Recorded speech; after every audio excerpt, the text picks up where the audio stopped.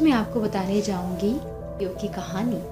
परियों की कहानी, लेकिन ये है एक कहानी जो सच्ची परियों की कहानी है, जल परी की कहानी। जल परी की कहानी और किस्से बचपन में तो दादी से खूब सुने हैं हमने। हम हमेशा से सोचते थे इस बात में कितनी सच्चाई है कि सच में जल परियां होती हैं तो हमें कभी दिखती क्यों नहीं है। कितने लोगों ने जल परी को देखने का दावा किया है, पर वो झूठे दावे थे या सच्चे दावे थे? क्या सच में जल परियां हैं? आइए जानते हैं जल परियों की कहानी मेरी जुबानी। तो आगे बढ़ने से पहले मैं अपने सारे दर्शकों से निवेदन करना चाहती हूँ कि आपने अगर मेरे चैनल को लाइक सब्सक्राइब नहीं किया है तो प्लीज़ कर दीजिए, हमें बहुत ही अच्छा लगेगा और इससे हमारा मनोबल बहुत बढ़ेगा। इसी तरह से हम आपके सामने और भी कई वीडियोस के साथ आते रहेंगे जिसे देख करके आप लोग उठाते रहेंगे। चलिए हम बात करते हैं जल परियों की।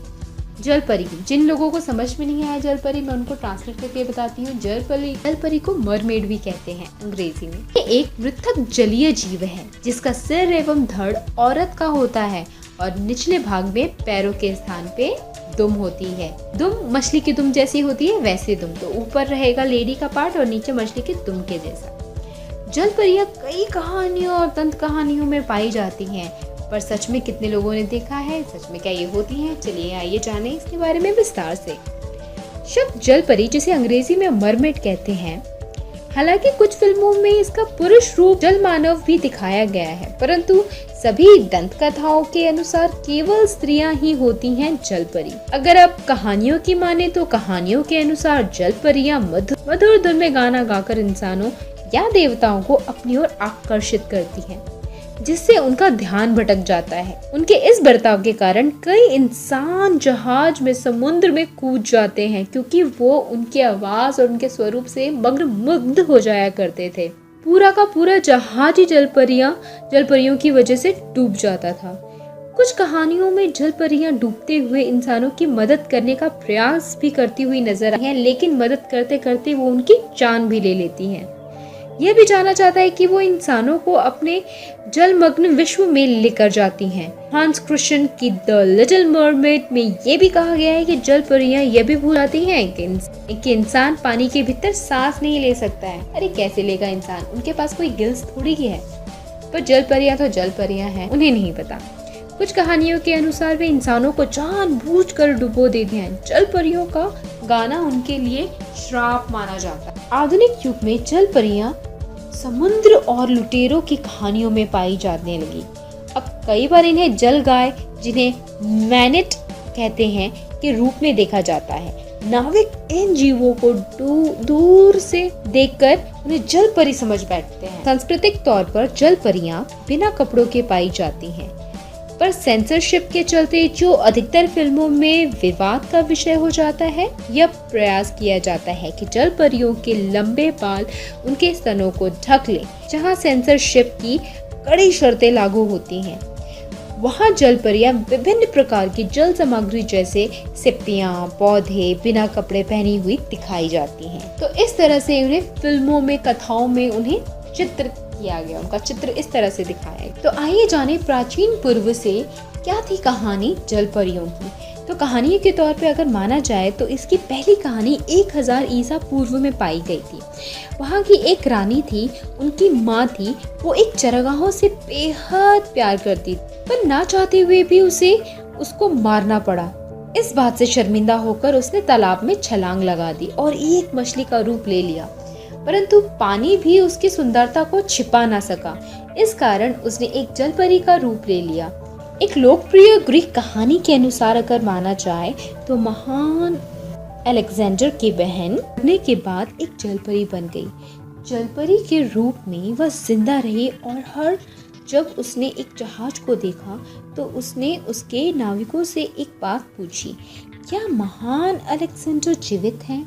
जिसका सही जवाब था, वह जीवित है और वृक्ष पर राज करता है। इस जवाब से वह बेहद खुश हुई और उसने पानी को शांत करके जहाज को जाने दिया।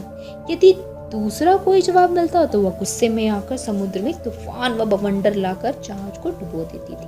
अब बताते हैं 1001 नाइट में एक ऐसी ही कहानी का उल्लेख हुआ है जिनमें जल मानवों की कहानी का जिक्र किया है।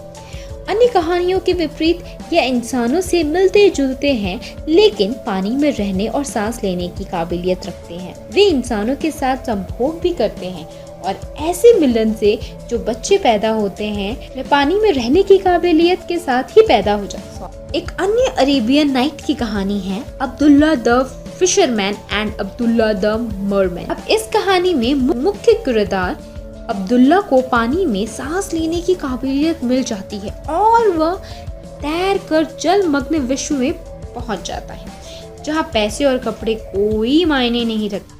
अन्य अरेबियन नाइट्स की कहानियों में से कई सभ्यताओं का जिक्र है जो तकनीकी रूप से कई ज्यादा उन्नत थी, परंतु अपने मतभेद के चलते वह ध्वस्त हो गई। अब बात करते हैं चीन की कहानी के बारे में। पुरानी चीनी कहानियों में जल परियां एक खास जीव थी जिनके आंसू मोती में बदल जाते थे। ऐसी मरमेड कोई मुझे मिल जाए तो मैं तो कितनी ही रईस हो जाऊं, या आपको भी मिल जाए दोस्तों। इन कारणों के चलते मछुआरे उन्हें पकड़ने का निरंतर प्रयास करते रहते थे, परंतु जल परियां अपने गानों से ही उन्हें पानी की गहराइयों में लेके जाती थी और उन्हें मार डालती थी। देखा जाए तो रामायण में भी कई जगह जल परियों के बारे में उल्लेख किया गया है। वह हनुमान का लंका तक सागर सेतु बनाने का प्रयास विफल करने की कोशिश करती है, पर अंततः उसे प्यार करने लग जाती है। भारतीय दंत कथाओं में भगवान विष्णु के इसी स्वरूप का उल्लेख है, जिसके शरीर का ऊपरी भाग मानव का व निचला भाग मछली का है, जिसे कहा गया है मत्स्य अवतार। अब दिखाने की घटनाएं मैं आपको कुछ बताऊंगी।